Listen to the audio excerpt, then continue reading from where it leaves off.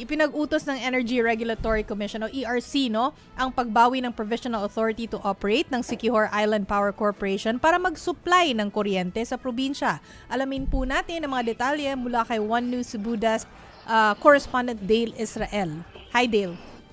Mayong gabi kaniyong tanan din Chiki, Jovi at Masen. Narito pa rin tayo sa Cebu Capital para sa State of the Province address ni Governor Pamela Maricotto. Pero ang kwento natin ngayon ay punta tayo sa kalapit natin na province na Siquijor. Kasi ngayong araw ay nag-issue ng Notice of Revocation ng Provisional Authority to Operate at ng isang Order to Cease Operation ang Energy Regulatory Commission laban sa Siquijor Island Power Corporation o SIPCOR. Dahil ito sa malawakang brownout sa Siquijor dulot ng mga sirang power plants na pagmamay-ari ng SIPCOR. Kung maalala natin, ito lang Hunyo ay nagpatawag ng press conference ang provincial government ng Siquijor dahil umaaray na sila sa tindi ng brownouts sa lugar nila na umaabot hanggang 15 hanggang 20 oras ang brownout kada araw. Ayon sa ERC, binigyan umano nila ng 2 buwan ang SIPCOR upang maisaayos ang supply ng kuryente ng Siquijor pero wala umanong pagbabago na naganap at hindi katanggap-tanggap ang kapabayaan daw ng SIPCOR simula pa noong Enero ngayong taon ayon sa ERC.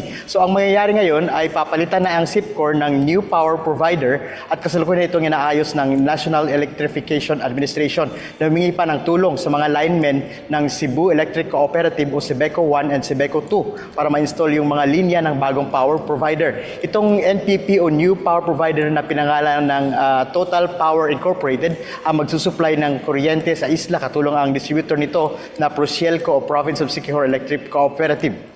May mga minamadaling mga konstruksyon ng power plants sa isla na pwede nang mag-supply ng 15 megawatts na elektrisidad kung saan may demand ang Siquijor lang ng 9 megawatts lamang. Sinubukan natin kunin yung pahayag ng lokal na pamahalaan ng probinsya ng Siquijor pero hindi pa sila magbibigay ng reaksyon sa bagong development na ito. Nung na-interview natin si Governor Jake Villa noong Hunyo ay pabor siya na palitan ng SIPCOR na bagong provider dahil sa kapabayaan nito. At gusto rin sana ni Governor Villa na maikonekta na ang Siquijor sa Visayas grid para maging stable ang supply nila sa kuryente.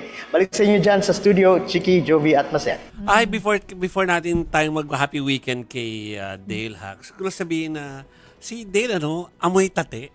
Ay! Amoy hanggang dito. Amoy Amerika.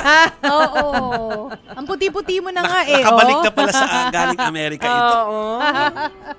Obviously. Welcome back, Dale. Welcome back, Dale. And mabuti naman at naging okay yung trip mo. Kita na lang taon pa, Dale. Yung topic namin doon kasi yung topic is about disinformation. Yung very prevalent dito sa ating bansa. Correct. Sige. Kala ko flood control. Hindi flood control. Hindi pala. Fake news. Okay. Thank you, Dale. Salamat, Dale Israel.